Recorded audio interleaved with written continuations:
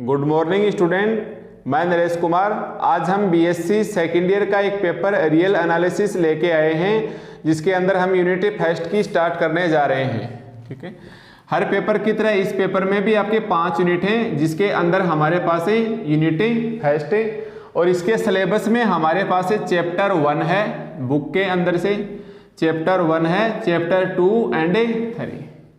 तो ये हमारे पास बुक रहने वाली है। इसके अंदर हमारे पास सिलेबस में होगा चैप्टर 1, 2 एंड 3। तो इस यूनिट का जो सिलेबस है वो आप अपने एक बार स्क्रीन के ऊपर देख सकते हैं।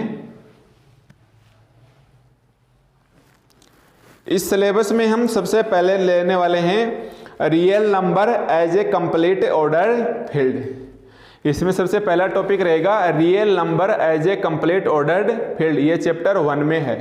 हमारे पास इस टॉपिक का सिलेबस है यूनिट फर्स्ट के अंदर और ये टॉपिक चैप्टर 1 को कवर करता है। तो टॉपिक हो जाएगा हमारे पास है real number as a complete order field, या फिर वास्तविक संख्याओं के लिए पूर्णता क्रमित क्षेत्र। आइए सबसे पहले हम इसके अंदर सीखते हैं कि हमारे पास एक्चुअली ये क्षेत्र क्या है, हमारे पास इस क्रमित शब्द का मीन्स क्या होगा, हमारे पास पूर्णता से क्या तात्पर्य होगा और वास्तविक संख्याएं हमारे पास क्या होती हैं। अभी तक आप ऐसा पढ़ के आए हो कि वास्तविक संख्याओं हमें आर से प्रदर्शित करते हैं, प्राकृतिक संख्याओं को हम नेचुरल नंबर से प्रदर्शित करते हैं और परिमेय संख्याओं को हमें क्यू इत्यादि से डिनोट करते हैं। जैसे ही आप इसे वास्तविक संख्याओं का समुच्चय बताओगे तो आप इसके आर के ऐसे लगाओगे, नेचुरल को हम ऐसे लिखेंगे, क्यू को हम ऐसे लिखेंगे, ऐसे ही कॉम्प्लेक्स आएगा उसको हमें इस प्रकार से लिखेंगे, या पूर्णांक संख्याओं का समुच्चय आएगा इसमें। तो इसका मतलब हमारे पास क्या है, अगर सिंपल आर लिखेंगे तो वो एक वास्तविक संख्याओं का समुच्चय नहीं माना जाएगा, ये एक इंग्लिश अल्फाबेट का आर माना जाएगा। या एक ये रिलेशन भी हो सकता है, आप पढ़ के आए थे रिलेशन एंड फंक्शन, संबंध और फलन, और आर के बराबर में हम ऐसा लगा देंगे इसके पीछे, तो ये क्या माना जाएगा, वास्तविक संख्याओं का समुच्चय। पर जो अपनी बुक में है हमें नॉर्मल ये सिंपल आर ही लिखा हुआ दिखाई देगा, तो इसे ही हम क्या मान के चलेंगे कि वास्तविक संख्याओं का समुच्चय है। तो आज हम स्टार्ट करने वाले हैं रियल एनालिसिस, जिसकी यूनिट फर्स्ट के अंदर स्टार्टिंग में हम सीखेंगे कि ये एक्चुअली जो क्षेत्र लिखा हुआ है या फील्ड लिखा हुआ है इसका क्या मतलब है, ऑर्डर से हमारा तात्पर्य क्या होगा और कंप्लीट शब्द से हमारा तात्पर्य क्या होगा। तो आइए सबसे पहले हम सीखते हैं इसी क्षेत्र को। तो हमारे पास इसको सीखने से पहले मैं एक शब्द काम में लेंगे, अभिग्रहित। अभिग्रहित, जैसे ही आप अपनी बुक के अंदर चैप्टर 1 निकालोगे, रियल एनालिसिस की बुक है, इसके अंदर आप चैप्टर 1 निकालोगे तो इसमें पहला टॉपिक आएगा, उसके अंदर एक शब्द आपको दिखाई देगा, अभिग्रहित। इस अभिग्रहित से हमारा मतलब है कि इसके नीचे जितनी भी कंडीशन लिखी जाएंगी उसका 100% पालन हो। सुनिए दोबारा कि हमारे पास अभिग्रहित शब्द का मतलब क्या होगा कि इसके नीचे जितनी भी कंडीशंस लिखी होंगी उसका 100% पालन होना आवश्यक है। मैं थोड़ी देर बाद ये शब्द फिर से क्लियर करूंगा। आप एक बार मान के चलो कि हमारे पास अभिग्रहित एक शब्द है जिसके 3 प्रकार हैं। नंबर 1 हमारे पास है क्षेत्र अभिग्रहित। नंबर 1 हमारे पास है क्षेत्र अभिग्रहित। दूसरा हमारे पास आएगा क्रम अभिग्रहित।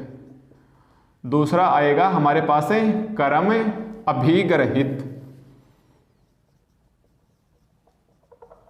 क्रम अभिग्रहित। और तीसरा आएगा हमारे पास है पूर्णता अभिग्रहित। पूर्णता अभिग्रहित। हमारे पास एक वर्ड है अभिग्रहित, ये थोड़ी देर में क्लियर हो जाएगा। इस शब्द से हमारा तात्पर्य क्या होगा, ये हमारे पास 3 प्रकार में डिवाइड होता है। एक तो हमारे पास क्षेत्र अभिग्रहित, एक हमारे पास क्रम अभिग्रहित और एक हमारे पास है पूर्णता अभिग्रहित। आइए सबसे पहले हम इस क्षेत्र को सीखते हैं। क्षेत्र को इंग्लिश में बोलते हैं फील्ड और इसको बोलते हैं एक्सोम। फील्ड एक्सोम जरूरी है, इसके इंग्लिश वर्ड को भी सीखना, या फिर आप चलो एक बार आप हिंदी मीडियम से हो तो आप एक बार हिंदी में ही काम चलाओ कि हमारे पास क्या है, क्षेत्र अभिग्रहित। क्षेत्र अभिग्रहित वैसे तो आप बीएससी फाइनल के अंदर एक यूनिट आती है ग्रुप थ्योरी में, वहां पढ़ोगे, पर एक बार इतना पढ़ना होगा जिससे हमारे पास इसका काम चल जाए यूनिट के अंदर कि कितना यूज में लेना है। ओके, इससे पहले हम इसको स्टार्ट करें रियल एनालिसिस, इसके अंदर कुछ बातों का ध्यान रखना जरूरी है। जैसे सबसे पहले मैं नॉर्मली एक संख्या है मेरे पास 3 और एक संख्या है मेरे पास है 2। अगर मैं 3 + 2 करूं तो ये मेरे पास है 2 + 3 इक्वल है। ठीक है, आप 3 + 2 लिख सकते हो या 2 + 3 लिख सकते हो। अगर आप 3 - 2 करोगे तो वो इक्वल नहीं होगी 2 - 3 के, या फिर आप 3 × 2 करोगे तो ये इक्वल होगा 2 × 3 के। अगर आप 3 / 2 करोगे ये इक्वल नहीं होगा 2 × 3 के। तो यहां आपको क्या दिखाई दे रहा है कि एक तो प्लस ऑपरेशन है, ये ऑलवेज सेटिस्फाई होता है लेफ्ट साइड से भी और राइट साइड से भी। एक हमारे पास है डॉट ऑपरेशन है। तो इस रियल एनालिसिस के अंदर हमारे पास है एक प्लस ऑपरेशन आएगा और एक हमारे पास है डॉट ऑपरेशन आएगा। पूरी बुक के अंदर हम या तो प्लस काम मिलेंगे और या हमें डॉट काम मिलेंगे। ठीक है, अब जैसे मान लो कि आपके पास आ ही जाए कि आपको 5 - 3 लिखना है, रियल नंबर के अंदर आ जाए अगर 5 - 3, तो हम रियल में कभी भी ऐसे नहीं लिखेंगे, हम इसको ऐसे लिखेंगे कि 5 + -3। ठीक है, ये रियल बोलती है। एक्चुअली रियल्स का जो मीन होता है वो यही होता है कि हम 5 - 3 ना लिख के हम क्या बोलेंगे a + -3, या फिर 5 / 3 ना बोल के हम क्या बोलेंगे 5.1/3। ठीक है, फिर इसे हम एक संकेत में नाम देंगे कि हमारे पास a/b को ऐसे ना लिख के ऐसे बोलेंगे a. और ये 1/b, इसे हम a भी बोल दो या आप स्मॉल x स्मॉल y बोल सकते हो। ठीक है, तो सबसे पहले हम ध्यान रखेंगे हमारे पास एक तो प्लस ऑपरेशन होगा और एक हमारे पास है डॉट ऑपरेशन होगा।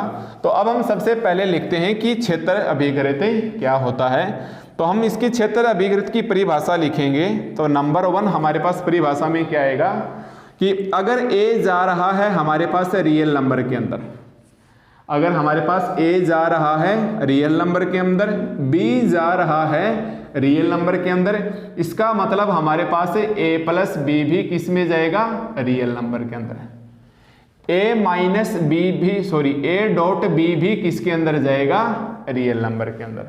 ओके, आप बोल सकते हो कि a - b भी r में जाएगा, बट a - b और b - a इक्वल नहीं होंगे, इसलिए हम माइनस ऑपरेशन नहीं लेंगे। ये स्थिति मैं पहले ही क्लियर कर चुका हूं। या तो हम प्लस को ऑपरेशन मान के चलेंगे या फिर हमें डॉट को। मान लो हमारे पास a - b आ गया तो हम इसे ऐसे बोलेंगे कि a + b भी बिलोंग कर रहा है रियल नंबर के अंदर। तो हम प्लस और डॉट को मूल बेस मान के चलेंगे। और रियल r क्या है, हमारे पास एक रियल नंबर का एक सेट है। ठीक है, सेकंड कंडीशन हमारे पास क्या होगी, आपने नाम सुना होगा शास्त्रीयता, शास्त्रीयता का नियम, शास्त्रीयता का नियम। शास्त्रीयता का नियम हमारे पास क्या बोलेगा कि a + b + c लिखो या फिर आप a + b + c लिखो। पहले ये लिखो या फिर ये लिखो, या फिर आप ऐसे बोल सकते हो कि a.b.c या a.b.c। और एवरीवेयर, इसका मीन्स क्या होता है, एवरीवेयर abc किस में बिलोंग करेंगे रियल नंबर r के अंदर। ठीक है, ये हमारे पास करेंगे r के अंदर। इसे शास्त्रीय का नियम बोलते हैं, इसे हम समर्थता का नियम बोलते हैं, इसे हम समर्थता का नियम बोल सकते हैं। हो सकता है आपको कहीं लिखा हुआ आ जाए क्लोजर ऑफ प्रॉपर्टी या समर्थता का नियम। तीसरी कंडीशन हमारे पास क्या आएगी, तत्समकता की कंडीशन। तत्समकता, तत्समकता का नियम हमारे पास क्या बोलता है, या तत्समकता का रूल क्या बोलता है कि a के अंदर 0 ऐड कर दें तो हमारे पास कोई फर्क नहीं पड़ता। ठीक है, a को .1 से मल्टीप्लाई कर दें तो भी हमारे पास कोई फर्क नहीं होता। या फिर आप ऐसे भी लिख सकते हो 0 + a, या इसको आप लिख सकते हो 1.a। ये हमारे पास तत्समकता की कंडीशन बोलती है एवरीवेयर a किस में बिलोंग करेगा r के अंदर। ठीक है, ये तीसरी कंडीशन हो गई हमारे पास है तत्समकता की। 4 नंबर की कंडीशन हो गई हमारे पास है प्रतिलोम। प्रतिलोम अवयव का अस्तित्व। प्रतिलोम अवयव क्या बोलेगा कि ए के अंदर क्या ऐड किया जाए कि हमारे पास 0 आ जाए, तो हम क्या बोलेंगे a प्लस ए माइनस ए। ए के अंदर किससे मल्टीप्लाई किया जाए कि हमारे पास 1 आ जाए, तो हम क्या बोलेंगे 1/a। और एवरीवेयर ए किसके अंदर बिलोंग करेगा, आर के अंदर। ये हमारे पास प्रतिलोम की कंडीशन आ जाएगी। और 5 नंबर पे हमारे पास आ जाएगा क्रम विनिमय। 5 नंबर पे हमारे पास क्या आ जाएगा, क्रम विनिमय। क्रम विनिमय क्या बोलता है आप अच्छे से जानते हो, a प्लस बी, क्रम चेंज कर दो, ऑर्डर चेंज कर दो, a dot B, B dot A. Everywhere A B किस में जाएंगे, आर के अंदर।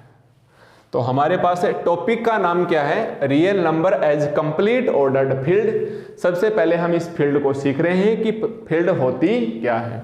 तो फील्ड में हमारे पास 1 नंबर की जो प्रॉपर्टी होती है वो तो होती है समर्थता का नियम, 2 नंबर पे शास्त्रीयता का नियम, 3 नंबर पे तत्समकता का नियम, 4 नंबर पे प्रतिलोम का नियम, 5 नंबर पे हमारे पास है क्रम विनिमय। एक रूल्स और आता है 6 नंबर पे बंटनता का नियम। कुछ बुक्स में इसे बंटनता बोल देते हैं, कुछ बुक में इसे वितरण नियम बोल देते हैं। बंटनता नियम मैं दोनों ही लिख लेता हूं, या फिर हमारे पास है वितरण नियम, या फिर हमारे पास क्या है वितरण नियम। ये क्या होता है हमारे पास है a dot B plus C, तो ये क्या हो जाएगा a dot B plus a dot C, या फिर b plus C dot a, ये हमारे पास क्या हो जाएगा b dot a plus C dot a। और एवरीवेयर ए बी सी किस में बिलोंग करेंगे, आर के अंदर। ये हमारे पास वाम वितरण नियम, मैं लिख लेता हूं, ये हमारे पास है वाम वितरण नियम। और नीचे वाला हमारे पास क्या हो जाएगा, दक्षिण वितरण नियम। दक्षिण इंग्लिश में सही रहता है, लेफ्ट राइट, यहां हम क्या लिखेंगे दक्षिण वितरण नियम। तो ये हमारे पास क्षेत्र की परिभाषा होती है। अब जो कि क्षेत्र को हम इंग्लिश में क्या लिखेंगे, फील्ड, तो हम इस आर को बदल के यहाँ क्या लिख लेंगे, कैपिटल एफ। तो हम बोलेंगे कि माना ए जा रहा है फील्ड के अंदर, बी जा रहा है फील्ड के अंदर, तो ए प्लस बी और ए डॉट बी ये भी किस के अंदर जाने चाहिए, फील्ड के अंदर। ओके। सेकंड है हमारे पास शास्त्रीयता का नियम, एवरीवेयर ए बी सी किस में जाएंगे, फील्ड के अंदर। ए प्लस बी प्लस सी, यानी एक तो हमारे पास प्लस ऑपरेशन चलेगा, एक हमारे पास है डॉट ऑपरेशन चलेगा। पर माइनस नहीं लेंगे, माइनस का तरीका मैंने बता दिया। अगर a माइनस बी आए तो आपको लिखना ही होगा ऐसे, a माइनस बी बिलोंग करता है रियल नंबर के अंदर। यही वास्तविक विश्लेषण की बुक की विशेषता है, इसलिए इसकी लैंग्वेज कुछ काफ़ी हार्ड बन जाती है। तो हमें छोटी छोटी चीज़ें सीखनी हैं। अगर आ जाए a डिवाइडेड बाई बी तो हम बोलेंगे a डॉट 1/b। ओके। तो ये था हमारे पास क्षेत्र की परिभाषा, a belongs to f, b belongs to f, that implies a plus B भी f में एंड a डॉट b भी f में, समर्थता नियम। या फिर ये शास्त्रीयता का नियम। तत्समकता का मतलब a के अंदर क्या जोड़ें कि वापस a आ जाए, तो हमेशा +0। a को किससे मल्टीप्लाई करें कि वापस a आ जाए, ये ऑलवेज क्या होते हैं, ट्रू होते हैं। या इसका उल्टा करके देख लो, यहाँ भी a किस में जाएगा, फील्ड f के अंदर। फिर हमारे पास प्रतिलोम में क्या बोलेंगे, a प्लस, मतलब a में क्या ऐड करें कि 0 आ जाए, और a को किससे मल्टीप्लाई करें कि हमारे पास 1 आ जाए। a को हम किससे मल्टीप्लाई करें कि 1 आ जाए, ठीक है। या 1/a को आप a इनवर्स भी बोल सकते हो, या ऐसे भी बोल सकते हो कि a dot a inverse is equal to 1, ठीक है। इसमें कोई फर्क नहीं पड़ेगा। एक प्रॉपर्टी है फिर 5 नंबर पे क्रम विनिमय, a plus b, b plus a, और a dot B, B dot a. तो यहाँ r की जगह हम क्या लिख लेंगे, फील्ड। तो अगर ये 6 कंडीशन है, ये 6 की 6 कंडीशन सेटिस्फाई हुई, तो हम इसको क्या बोलेंगे, ये कहलाता है हमारे पास क्षेत्र। ओके। तो आप मेरे साथ साथ लिखिए कि क्षेत्र अभिगत की परिभाषा। तो ये हमारे पास क्या है, क्षेत्र अभिगत की परिभाषा, ठीक है, ये सेकंड टाइप, थर्ड को बाद में समझेंगे। तो जैसे मैं बोलूं कि क्षेत्र, अब देखिए हमारे पास अभिगरित का मतलब, अभिगरित शब्द का मतलब हमारे पास क्या है कि इसके नीचे जितनी भी कंडीशन लिखी हैं उनका 100% क्या हो, पालन हो।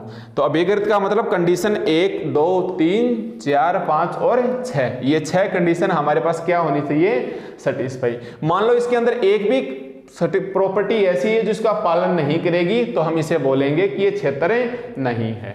इसलिए अभिगरित शब्द का मतलब क्या है कि अपने आप ही बता देता है कि जो भी कंडीशन इसके नीचे लिखी है सभी का पालन होना आवश्यक है।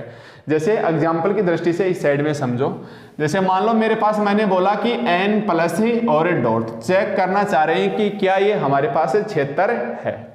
तो बताओ सबसे पहले कौन सी प्रॉपर्टी लोगे, आपको पता है 2 बिलोंग करता है नेचुरल नंबर के अंदर, 3 बिलोंग करता है नेचुरल नंबर के अंदर, तो हमारे पास 2 + 3 कितना आएगा, 5, वो भी किसके अंदर आएगा, नेचुरल के अंदर। या फिर हमारे पास 2.3 कितना आएगा, 6, ये भी किसके अंदर आएगा, नेचुरल नंबर के अंदर। यानी प्रॉपर्टी फर्स्ट सेटिस्फाई। अब आ जाओ सेकंड में, माना कि हमारे पास 2 + 3 + 4, बताइए क्या 2, 3 और 4 नेचुरल में जा रहे हैं, यस। क्या इसका योग 2 + 3 और 4 के बराबर है, श्योर। या डॉट के लिए भी ये क्या है हमारे पास है, ट्रू है। तो सेकंड प्रॉपर्टी भी हमारे पास क्या हो गई, सेटिस्फाई हो गई। तीसरी प्रॉपर्टी है हमारे पास 2 के अंदर क्या ऐड किया जाए कि 2 आ जाए, 2 को किससे मल्टीप्लाई किया जाए कि 2 आ जाए। तो हम 2 के अंदर 0 जोड़ेंगे तो 2 आ जाएगा, और 2 के 1 से मल्टीप्लाई करेंगे तो 2 आ जाएगा। ये इसको 0 + 2 लिखो या इसको 1.2 लिखो। पर आप देख रहे हो यहाँ ये जो 0 है, ये 0 है, ये नेचुरल नंबर में बिलोंग नहीं करता है। 1 तो जा रहा है बट 0 नेचुरल नंबर में नहीं है, इसका मतलब इसने कंडीशन 3 सेटिस्फाई नहीं की। इसी प्रकार ये कंडीशन 4 सेटिस्फाई नहीं करेगा, तीसरी कंडीशन सेटिस्फाई नहीं। चौथी कंडीशन में 2 को 1 लाने के लिए, देखो चौथी कंडीशन में ये 2 को 0 लाने के लिए हमें -2 लिखना होगा जो नेचुरल में नहीं है, या इसको 1 लाने के लिए हमें 1/2 लिखना होगा और 1/2 नेचुरल नंबर में नहीं है। बाकी ये भी प्रॉपर्टी सेटिस्फाई हो जाएगी और बंटनता की भी सेटिस्फाई हो जाएगी। पर आपने देखा कि नेचुरल नंबर के अंदर एक तो कंडीशन 4 की संतुष्ट नहीं हो रही है और एक 3 नंबर की कंडीशन संतुष्ट नहीं हो रही है। जबकि अभिगरित शब्द क्या बोलता है कि इसके नीचे जितनी भी आपने कंडीशन लिखी है 1, 2, 3, 4 हो, 5 हो, उसका 100% क्या हो, पालन हो। तो आई होप आप समझ गए होंगे कि अभिगरित शब्द का मीन से क्या होता है। इस तो हमारे पास n + डॉट क्षेत्र नहीं है। ये कंपटीशन में क्वेश्चन बहुत बार पूछ लेता है कि निम्न में से कौन क्षेत्र है, तो n + डॉट क्षेत्र नहीं है। आप इसके एग्जाम्पल के लिए लिख सकते हो, एग्जाम्पल के लिए लिख सकते हो कि परिमेय संख्याओं का समुच्चय है q + डॉट तथा r + डॉट, q + डॉट तथा r + डॉट सदैव हमारे पास क्षेत्र होते हैं। वैसे आप बीएससी फाइनल में फिर से पढ़ने वाले हो, फिर भी एक बार एग्जाम्पल के लिए याद रख सकते हो कि क्षेत्र क्या होता है हमारे पास, q + डॉट और r + डॉट। तो हमारे पास सिलेबस में है क्वेश्चन और थ्योरम्स में बताता रहूंगा कि कौन सा क्वेश्चन हमें करना है और कौन सी थ्योरम हमें नहीं करनी है। तो जैसे ही आप सिलेबस देखोगे सबसे पहला टॉपिक आएगा real number as a complete order field. तो सबसे पहले हमें सीखना है कि एक्चुअली ये फील्ड हमारे पास होती क्या है। तो फील्ड की डेफिनेशन अब आप ऐसे याद रखोगे कि फील्ड के अंदर 6 प्रॉपर्टी होती हैं। नंबर 1 समवर्तता नियम, नंबर 2 शास्त्रीय, नंबर 3 तत्समक, 4 प्रतिलोम, 5 हमारे पास है क्रम विनिमय और 6 हमारे पास है वितरण बोल सकते हो या आप बंटनता नियम बोल सकते हो। और ये हमें केवल प्लस ऑपरेशन के लिए और डॉट ऑपरेशन के लिए लेना है।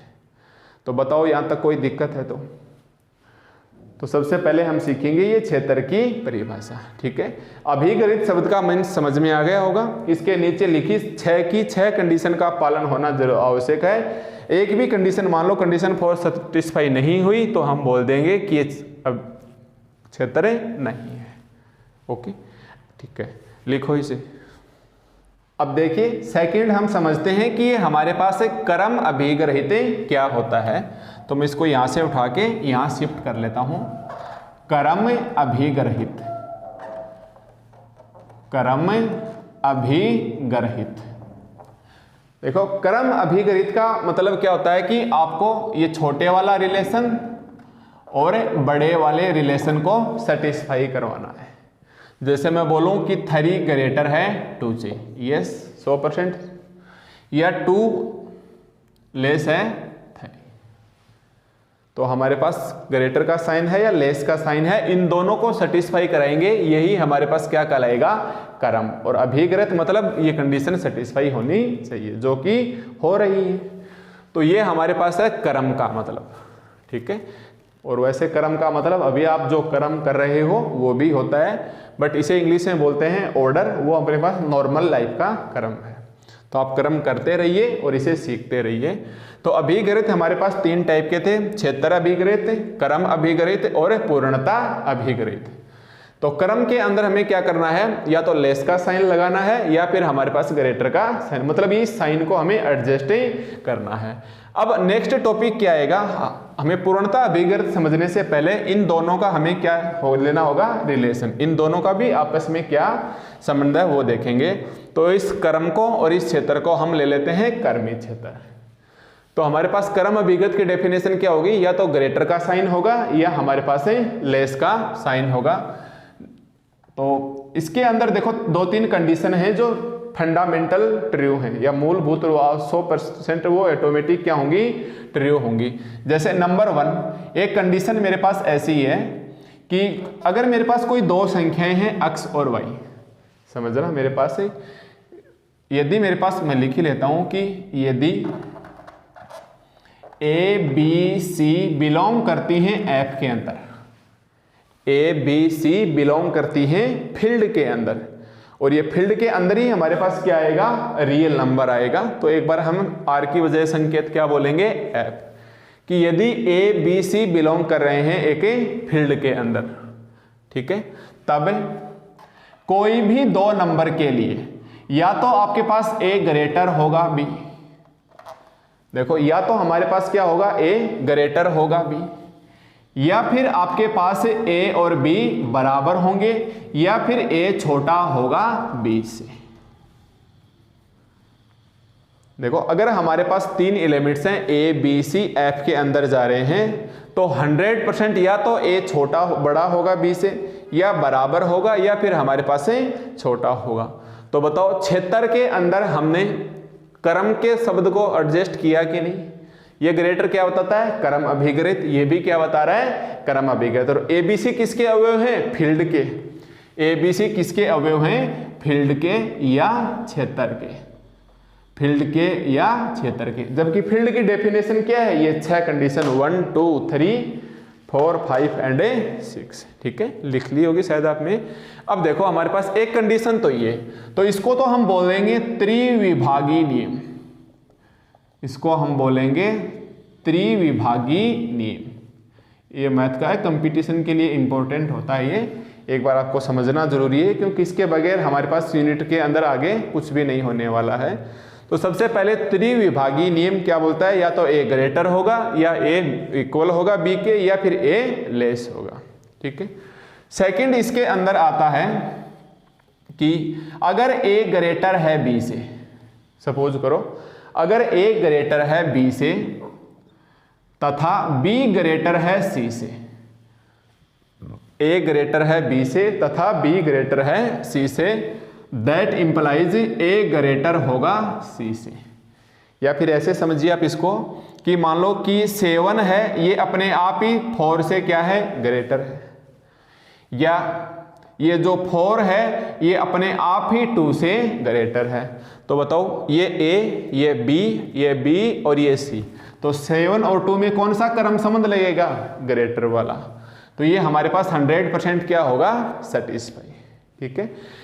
तो अगर a ग्रेटर b है, b ग्रेटर c है, तो a ग्रेटर क्या होगा, c होगा। अब ये c चाहे पॉजिटिव हो चाहे ये c नेगेटिव हो, इससे हमें कोई फर्क नहीं पड़ेगा। एक कंडीशन तो ये, तो इसको कुछ बुक के अंदर क्या करते हैं, तथा के सिंबल को ऐसे लिख दिया जाता है कि a ग्रेटर b है, और इसको हल्के से लिखा हुआ मिलेगा उल्टे वी शेप के टाइप में, और b ग्रेटर c है, दैट इंप्लाइज a ग्रेटर होगा c से। तो आप समझिए उससे कोई फर्क नहीं पड़ने वाला है। आप यहाँ और भी लिख सकते हैं, तथा भी लिख सकते हैं, या आप ये वाला सिंबल लगा सकते हैं। ठीक है, अगर यहाँ हिंदी में या आता तो हम ये वाला छोटा वी सिंबल लगाते हैं। तो ये हमारे पास क्या हो गया, ए अगर ए ग्रेटर बी से है, बी ग्रेटर सी से है, तो हमारे पास ए ग्रेटर क्या होगा, सी। इसको हम बोलेंगे संक्रामक नियम। इसका नाम दे दिया गया कि ये संक्रामक नियम। ये अपने आप में 100% ट्रू होगा, ये भी अपने आप में 100% ट्रू होगा। संक्रामक, ये वही संक्रामक है जो आपने 11th-12th में सीखा होगा कि फलन, संबंध तथा फलन आप लोगों ने पढ़े होंगे कि संबंध क्या है और फलन क्या है। संबंध के अंदर भी आपने पढ़े थे ए आर बी ए के संबंध होता था या रिलेशन। इसके अंदर आपने जरूर पढ़े हैं समतुल्य, सममित और संक्रामक। याद आ रहा है ना, समतुल्य, सममित और संक्रामक। जहां समतुल्य होता था ए आर ए, सममित होता था ए आर बी है तो बी आर ए होगा। संक्रामक क्या बोलता था कि अगर ए आर है बी से, बी आर है सी से, तो ए आर होगा सी से।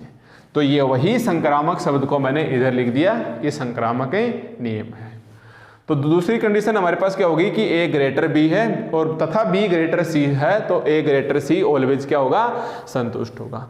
अब ये मैंने एक शब्द लिखा है ये वाला, दैट इम्प्लाइज बोलते हैं। इसको मैं एक बार यहां लिख लेता हूं, इसको भी समझाएंगे। तीसरी कंडीशन आपके पास ऐसे है कि अगर आपके पास ए ग्रेटर बी है, देखो अगर आपके पास ए ग्रेटर बी है, या ऐसे देख लो अभी वाले एग्जांपल की तरह कि 7 ग्रेटर है और से, और आपने दोनों साइड मल्टीप्लाई कर दिया सी से, सॉरी दोनों साइड में आपने सी ऐड कर दिया, तो भी ये क्या होगा, ग्रेटर होगा। जैसे मान लो 7 ग्रेटर है 4 से, एक नंबर मैंने ले लिया 50, तो मैं 7 + 50 लिखूंगा, तो ये 4 + भी क्या हो जाएगा, 7 और 50, 4 और 50, तो ये कितना हो जाएगा 57, और ये कितना हो जाएगा 16। ट्रू है। हो सकता है जरूरी नहीं कि आप पॉजिटिव की बजाय आप नेगेटिव भी ले सकते हो। नेगेटिव लेने के लिए मैं बोलूंगा 7 - 3, पर ऐसे नहीं बोलना चाहिए। हम बोलेंगे कि 7 + -3, तो 4 + -3, तो ये कितना बचेगा 4, और ये भी सत्य है। तो ये नंबर हमारे पास चाहे ग्रेटर 0 हो चाहे लेस 0 हो, इस चीज से हमें कोई फर्क नहीं होगा। ठीक है, तो ये हमारे पास ऑलवेज सत्य होगा। दूसरी कंडीशन क्या है कि अगर ए ग्रेटर बी है तथा सी पॉजिटिव है, तो हमारे पास A.C भी ग्रेटर होगा B.C से। तो वही कंडीशन ले लो, ए ग्रेटर बी का यानी 7 ग्रेटर है 4 से। आपने दोनों साइड मल्टीप्लाई किया, मान लो 3 से मल्टीप्लाई किया, तो ये क्या होगा ट्रू, 21 और ये 12 है। बट अगर आप -3 से मल्टीप्लाई कर देते, -3 से मल्टीप्लाई कर देते तो ये -21, और यहां से माइनस कर देते तो -12। अब की बार देखो ये उल्टा हो जाता है ना, क्योंकि -21 लेस है और -12 ग्रेटर है इन दोनों के कंपैरिजन के अंदर। इसलिए मेरे को सी को क्या लिखना होगा यहाँ पॉजिटिव, जबकि ऊपर वाली कंडीशन में मैंने लिखा नहीं। तो ये हमारे पास क्या है, 3 कंडीशन है। ये हमारे पास क्या है, 3 कंडीशन है। तो बताओ इस 3 कंडीशन के अंदर हमने ए बी सी किसके लिए, ये जो 3 कंडीशन है, तो हमने लिखा कि यदि हमारे पास ए बी सी किसी फील्ड के अवयव हैं, तो हमारे पास देखो क्रम के साइन ग्रेटर या लेस यहाँ एडजस्ट हो गए, कभी ग्रेटर कभी लेस, कभी ग्रेटर कभी लेस। तो कहने का मतलब क्रम और क्षेत्र के तो हमारे पास क्या आ गए ए बी और सी, क्रम के हमें ये साइन आ गए। तो इस टॉपिक का नाम हो गया आपके पास है क्रमित क्षेत्र। इस टॉपिक का नाम क्या हो गया हमारे पास है क्रमित क्षेत्र, या इंग्लिश में इसे क्या बोलेंगे, ऑर्डर्ड फील्ड। Ordered field. ये मेरे पास जो टॉपिक लिखा हुआ है real number as a complete ordered field. तो हमने यहां तक सीखा है कि ये ऑर्डर्ड फील्ड क्या हो गई। सबसे पहले हमने फील्ड को देखा, अब हमने ऑर्डर को देखा, अब हमने इन दोनों को एक साथ देखा कि हमारे पास ऑर्डर्ड फील्ड क्या हो गई। तो जब भी मान लो एग्जाम में, हालांकि पूछता नहीं है परिभाषा, फिर भी अगर हो सकता है आपको पूछ ले कि कर्मित क्षेत्र को परिभाषित कीजिए, तो आप क्या लिखोगे कर्मित क्षेत्र के लिए? सीधा यहीं से स्टार्ट करोगे कि यदि ABC बिलोंग करता है F के अंदर तो इसकी 3 कंडीशन सेटिस्फाई होनी चाहिए। नंबर 1 त्रिविभागीय नियम, नंबर 2 संक्रामक नियम, और तीसरी इसको तो बोलते हैं योग के लिए है तो ये योज्य एकदिष्ट नियम, इसको बोलते हैं गुणन एकदिष्ट नियम। पर आप सीधा लिख देना योज्य एकदिष्ट और गुणन एकदिष्ट के चक्कर में मत पड़ना, ठीक है, डायरेक्ट चल जाएगा, ऐसी कोई दिक्कत नहीं है। तो कर्मित क्षेत्र के अंदर हमारे पास 3 कंडीशन 100% क्या होंगी? पालन होंगी। ये अपने आप में सत्य है, ये अपने आप में सत्य है और ये अपने आप में सत्य है। तो आज की क्लास में टॉपिक है ये हमारे पास पूरा चैप्टर 1 है, real number as a complete ordered field. तो हमने यहाँ फील्ड को देखा, हमने यहाँ ऑर्डर को देखा। यहाँ हमारे पास एक सिंबल आता है ये से, ठीक है, नोट लगा के आप इसको भी लिखोगे, ये बहुत ही काम की चीज है। थ्योरम यहीं से आप हल करोगे। इसका मतलब होता है यदि केवल, यदि केवल, या हो सकता है आपको केवल यदि भी बोल दे,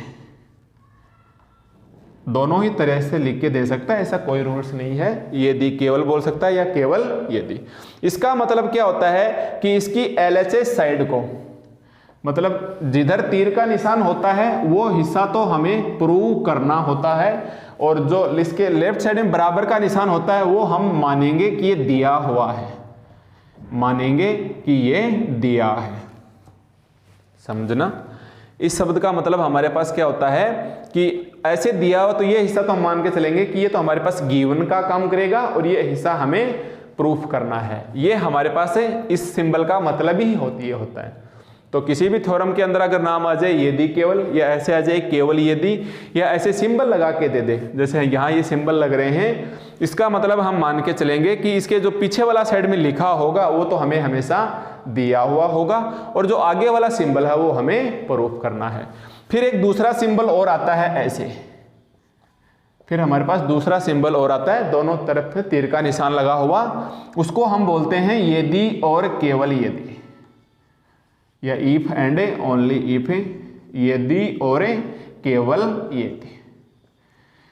इसको हम क्या बोलते हैं? यदि और केवल यदि। इसका मतलब क्या है कि पहले आप LHS को तो मानो, LHS को तो हमने क्या किया कि माना LHS तो हमारे पास क्या है? दिया है। माना LHS तो हमारे पास क्या है? दिया है। तब तथा RHS पार्ट हमें क्या करना होता है? सिद्ध करना होता है। RHS पार्ट हमें क्या करना होता है? इसका प्रूफ करना होता है।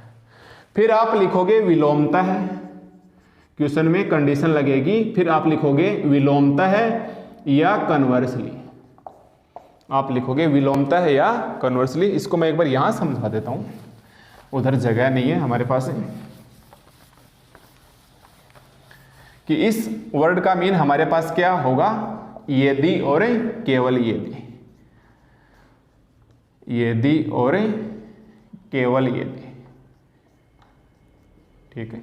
इसका मतलब आप पहले लेफ्ट साइड को गिवन मानोगे, राइट साइड को प्रूफ करोगे, फिर विलोमता है लगा के राइट साइड को गिवन मानोगे, लेफ्ट साइड को प्रूफ करेंगे। हालांकि थ्योरम में आएगा तब मैं इसको अच्छे से एक्सप्लेन करूंगा। तो इसका मतलब क्या आता है कि LHS पार्ट तो क्या होगा? गिवन या दिया हुआ माना जाएगा, और RHS पार्ट को क्या करना है? प्रूफ करना होगा। फिर आप लगाओगे उसी थ्योरम के अंदर, ये थ्योरम आपकी पूरी नहीं मानी जाएगी, आप लिखोगे विलोमता है, आप लिखोगे विलोमता है। फिर लेफ्ट साइड RHS साइड को तो हम मानेंगे, RHS साइड को तो हम क्या करेंगे? माना या गिवन का काम करेगा, तथा लेफ्ट साइड को हम क्या करेंगे? प्रूफ करेंगे। लेफ्ट साइड को हम क्या करेंगे? प्रूफ करेंगे। जबकि इस वाले सिंबल में क्या है कि ये तो दिया हुआ माना जाएगा और ये प्रूफ किया हुआ माना जाएगा। मान लो इस सिंबल को ऐसे लिख दे उल्टा, इसका मतलब जो आगे वाला पार्ट है ये तो क्या हुआ होगा? दिया हुआ होगा, और ये वाला पार्ट है सिद्ध करना है। और अगर ऐसे शब्द आ जाए यदि और केवल यदि, या एक ऐसा सिंबल लिखा हुआ आ जाए, तो हम इसे क्या बोलेंगे कि पहले LHS को मानो, RHS को प्रूफ करो, फिर विलोमतः शब्द लगाएंगे उसी थ्योरम के अंदर और RHS को मानो और LHS को प्रूफ करेंगे। कभी कभी यदि और केवल यदि की जगह ऐसे दे देता है शब्द लिख के कि प्रतिबंधों की पर्याप्तता एवं आवश्यकता, प्रतिबंधों की पर्याप्तता, प्रतिबंधों की पर्याप्तता तथा आवश्यकता।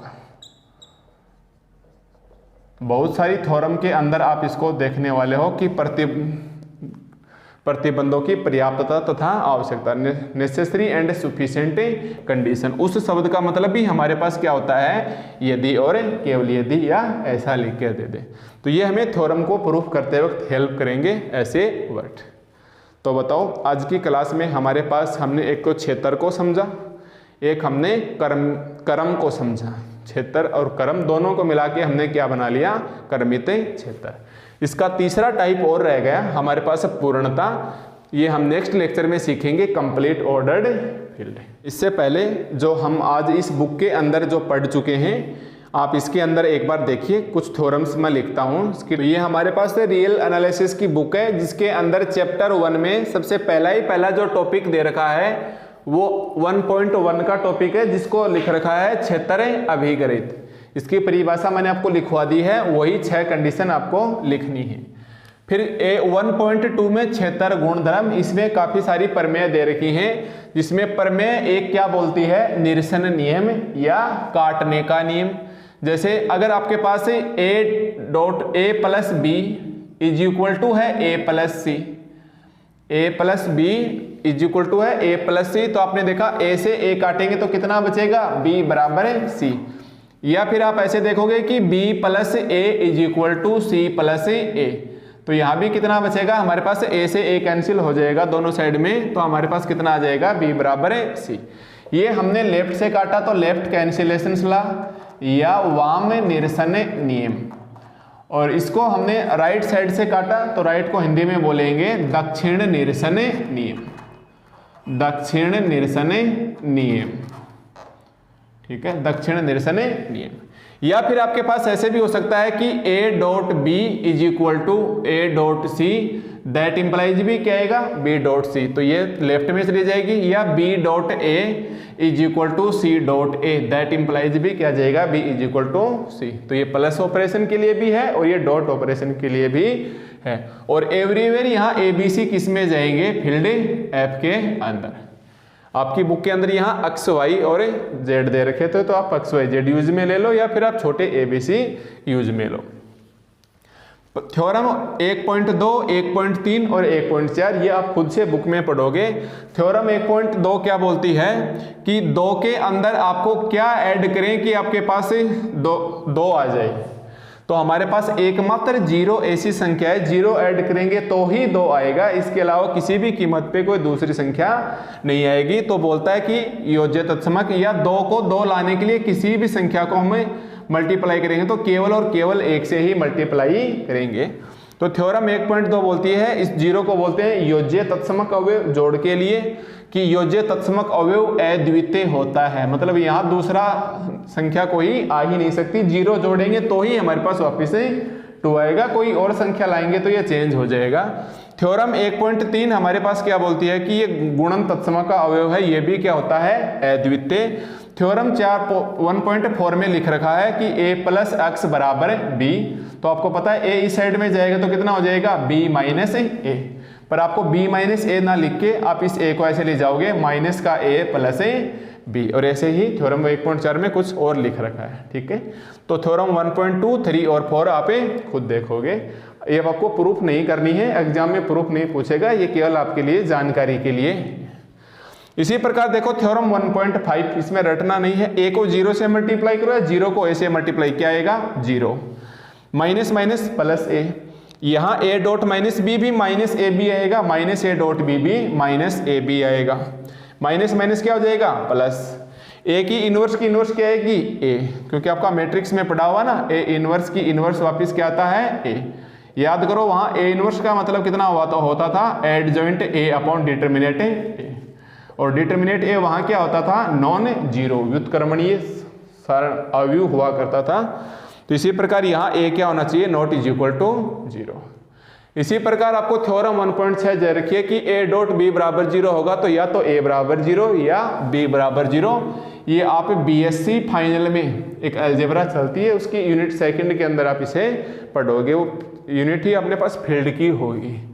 थ्योरम 7 क्या बोलती है कि आपको पता है 0 और 1 कभी बराबर नहीं होते, तो उन्होंने लिख के दे रखा है कि किसी क्षेत्र के अंदर योज्य तत्समक अवयव कभी भी गुणन तत्समक अवयव के बराबर नहीं होता है।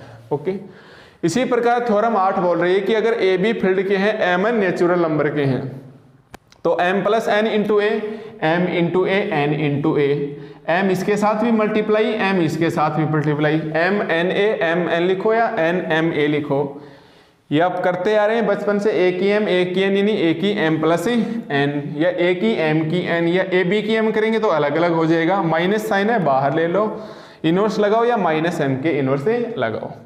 तो ये हमारे पास नॉर्मल सी थ्योरम है, ये केवल आपके नॉलेज के लिए है, आप इसे पढ़ोगे तो ये प्रॉपर्टी हमारे पास किसके अंदर आती है, फील्ड के अंदर आती हैं। तो यहाँ हमारे पास थ्योरम 1.8 तक हो गई और ये टॉपिक हो गया हमारे पास 1.2। तो मेरे पास ये टॉपिक 1.1, 1.2 हो गया। अब देखो हमारे पास टॉपिक 1.3 में क्या दे रखा है, क्षेत्र में क्रम संबंध। इसमें एक तो लिखा हुआ धनात्मक वर्ग, धनात्मक मतलब कोई भी संख्या पॉजिटिव है, ऋणात्मक वर्ग यानी कोई भी संख्या हमारे पास क्या है, नेगेटिव है, या पॉजिटिव एंड नेगेटिव।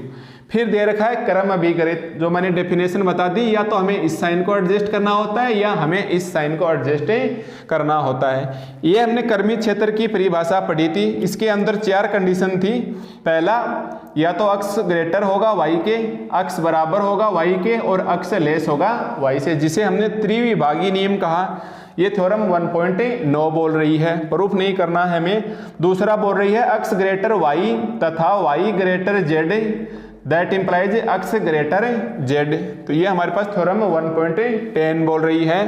फिर हमारे पास अक्ष ग्रेटर y है, दैट इंप्लाइज अक्ष plus z greater y plus z 1.11, और इसी प्रकार डॉट वाले में 1.12। इसी की डेफिनेशन है, ये भी आपको स्टेटमेंट केवल देखने हैं।